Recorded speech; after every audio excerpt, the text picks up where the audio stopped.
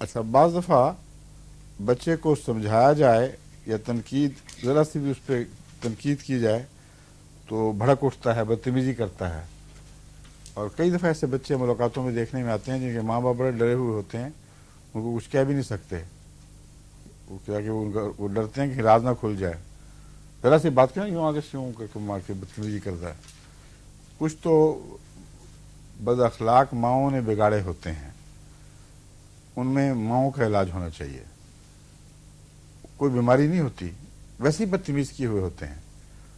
अपने घर बाज़ ऐसी माएँ हैं जो अपने घर बच्चों को चीज़ें नहीं तोड़ने देती, वो दूसरे के घर जाएं तो क़यामत मचा देती हैं और बैठी रहती हैं आराम से चुप करके। तो उन माओं का इलाज ज़रूरी है, जो सिर्फ होम्योपैथिक नहीं, एलोपैथिक इलाज भी होना चाहिए, जो मुकाबल की सज़ा है। मगर बच्चे को अगर ज़हनी बीमारी की वजह से ऐसा हो, बाज़ नफ्सियाती बीमारी की वजह से ओवर सेंसिटिव हुए होते हैं, बाज़ बचपन के किसी सलूक से के रद्द अमल में ऐसा करते हैं, उनके लिए कौन सी दवाएं हैं? 2 दवाएं हैं जो इनमें आम तौर पर मुफीद देखी गई हैं। एक मेडोराइनम, मेडोराइनम की 200 की ताकत या 200,000 और ऊंची, ये ऐसे बच्चों के अखलाक दुरुस्त करने में बहुत मुफीद हैं जिनके अंदर बुनियादी तौर पर अखलाकी बीमारी न हो बल्कि नफ्सियाती उलझन के नतीजे में ऐसा हो रहा हो। और वो बच्चे जो बदतमीज़ बनाए गए हों उनका ये इलाज नहीं है, समझ गए? उनको वो दवाएं देनी चाहिए जिनमें हया की कमी हो। बाद ऐसी दवाएं हैं, हो सकता है टेरेंटुला देने से उनको फ़ायदा पहुँचे। होता भी तेज़ तरार आदमी फिरने वाला। टेरेंटुला में दोनों बातें पाई जाती हैं, एक तो कमज़ोरी बेइंतहा और जिस्म पर चीज़ें रेंग रही हैं, और बाज़ दफ़ा ओवर एक्टिविटी। और ओवर एक्टिविटी में आयोडम भी काम करता है, लाइकोपोडियम भी। अच्छा, मुझे अब याद नहीं, बताया होगा तो फिर ज़रूर इस्तेमाल करें। आयोडीन के बारे में आपने बताया क्या कि ये ऐसे बच्चों के वास्ते। अच्छा, ठीक है। जी। आयोडीन के साथ ये भी बताया था कि उसकी गुठलियाँ वगैरह ज़रूर होंगी, जिस्म कमज़ोर, गुठलियाँ बड़ी हुई और भूख बेशुमार जो बदन को नहीं लगती, यानी खाना खाता है जो वो बदन को नहीं लगता।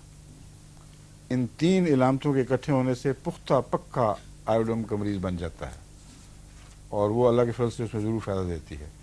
महज भूख ज़्यादा और पतला होने से नहीं, वक्ती तौर पर फ़ायदा दे जाती है, मुस्तकिल नहीं देती।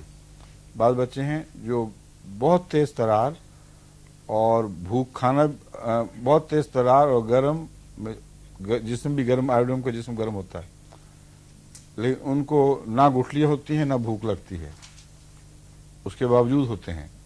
उनको फिर दूसरी दवाएं उनके मिजाज के मुताबिक पूरा स्टडी करके मामला केस फिर उसको देनी पड़ेगी। कोई एक दवा मुअय्यन मेरे जहन में नहीं है जो इस मौके पे काम आए।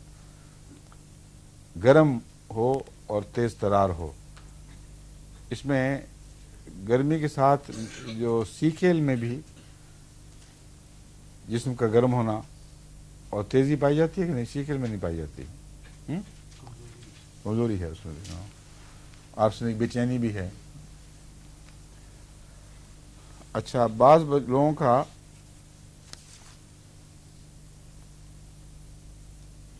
पेशाब दिन रात ख़ता होने लगता है। एक तो रात के पेशाब की दवाएं बताई थी ना, उनमें अगर एक डॉक्टर ने यहाँ तजुर्बा किया, किसी बच्चे ने पैराफीन की बोतल पी ली थी, तो उसको इस ख्याल से कि पैराफीन की बोतल पी है, उसी का एंटीडोट उसी किस्म की दवा से तैयार की, और वो टेरेबेंथीना है होम्योपैथिक में। तो टेरेबेंथीना दी तो उसकी ये बीमारी ठीक हो गई जो बड़े लंबे अरसे से चल रही थी, किसी दवा से ठीक नहीं होती थी। ये तो उसने इस ख़ास ताल्लुक़ में लिखा है। मेरा ख्याल है कि अगर टेरेबेंथीना में ये इलामत, ये बात पाई जाती थी तो उसने ठीक किया है ना। पैराफीन से आखिरी बीमारी हुई है, तो महज पैराफीन पीने वालों तक इसको महदूद रखना غیر معقول بات ہے. پیرافین پینے والوں کو دینا نسبتاً غیر معقول ہے، کیونکہ عام طور پر آئسوپیتھی کام نہیں کیا کرتی، الا ماشاءاللہ، یہ الا ماشاءاللہ میں شامل ہے. جس زہر سے جو بیماری پیدا ہو، عام طور پر وہی زہر اسی بیماری کو ٹھیک نہیں کیا کرتا جو اس نے خود پیدا کی ہو.